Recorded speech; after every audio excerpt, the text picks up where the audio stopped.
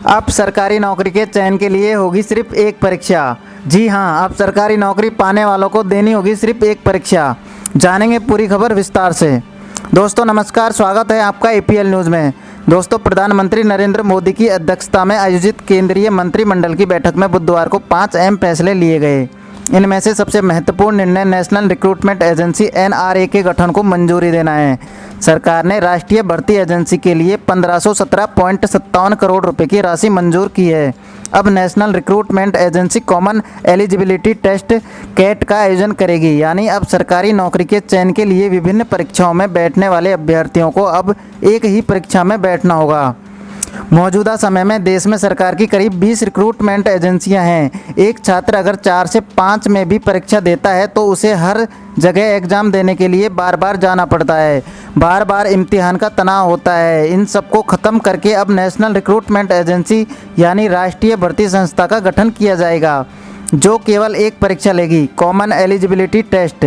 इस एजेंसी की मांग देश के युवा कई वर्षों से कर रहे थे। इस एजेंसी के बनने से केवल एक परीक्षा होगी और इससे छात्रों का पैसा बचेगा, मानसिक तनाव नहीं होगा और बार बार परीक्षा नहीं देनी होगी।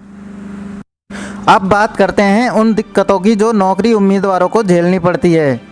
हर रिक्रूटमेंट का परीक्षा कार्यक्रम अलग अलग होता है, एप्लीकेशन प्रोसेस भी अलग अलग होते हैं। जब 2-3 इम्तिहान कराने होते हैं तो इंफ्रास्ट्रक्चर की कमी की वजह से कई जगहों पर नकल की संभावना भी बढ़ जाती है।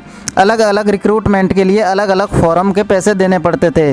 हर फॉर्म के साथ bank order, PO, demand draft आदि लगाने के लिए अभ्यर्थियों को परेशान होना पड़ता है।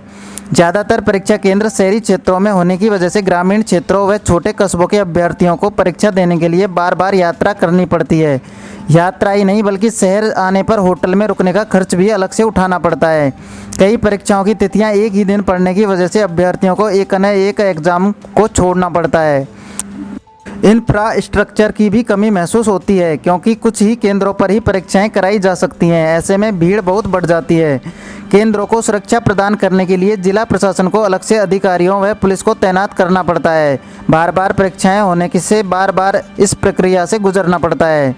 इन सब के कारण खर्च बढ़ने के साथ साथ रिक्रूटमेंट की प्रक्रिया बहुत लंबी हो जाती है।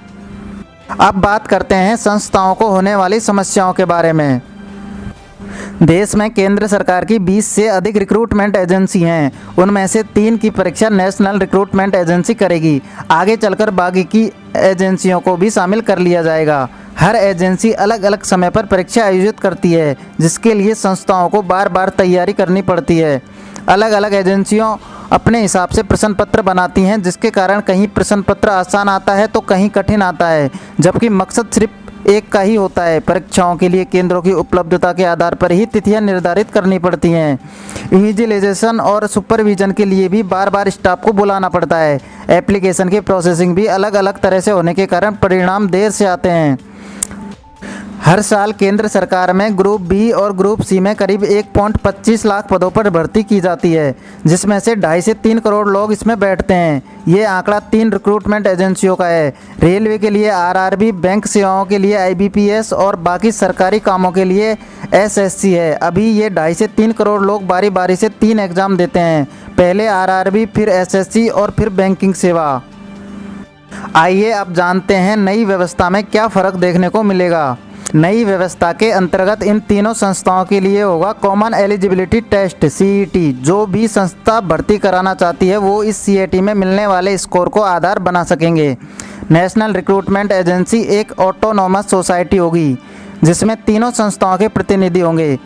SSC, RRB और IBPS के प्रतिनिधि इसकी गवर्निंग बॉडी में रहेंगे। यह संस्था टियर फर्स्ट की परीक्षा को कराने का काम करेगी। यह परीक्षा पूरी तरह से ऑनलाइन होगी और उसके स्कोर तुरंत अभ्यर्थी को मिल जाएंगे, जिसके आधार पर वो SSC, RRB आदि में अगले लेवल की परीक्षाओं में बैठ सकेंगे। जैसे जैसे यह संस्था स्थायित्व की ओर बढ़ेगी, वैसे वैसे अन्य परीक्षाएं भी इसमें शामिल होती जाएंगी। हर जिले में कम से कम एक केंद्र होगा। बड़े जिलों में 1 से अधिक केंद्र होंगे। इससे ग्रामीण क्षेत्रों के लोगों को लंबी यात्रा नहीं करनी होगी। ये परीक्षा 12 भारतीय भाषाओं में होगी। CET पहले लेवल की परीक्षा होगी, जिसके स्कोर 3 साल तक वैलिड होंगे। अपने स्कोर को बेहतर बनाने के लिए अभ्यर्थी चाहे तो फिर से परीक्षा में बैठ सकेंगे। इसके लिए एक पोर्टल होगा जिसमें छात्र अपना पंजीकरण कर सकेंगे। फीस भी एक बार देनी होगी। अभ्यर्थियों के लिए 24 घंटे संचालित होने वाली हेल्पलाइन होगी। नेशनल रिक्रूटमेंट एजेंसी की स्थापना में अगले 3 वर्ष में कुल खर्च 1517.57 करोड़ खर्च आएगा। इससे सरकार के हर साल करीब 600 करोड़ रुपए बचेंगे। दोस्तों, इसी प्रकार की जानकारी व खबरों से जुड़े रहने के लिए सब्सक्राइब करें APL न्यूज़ को, जिससे आगे आने वाली सभी खबरों से आप अपडेट रहें। धन्यवाद।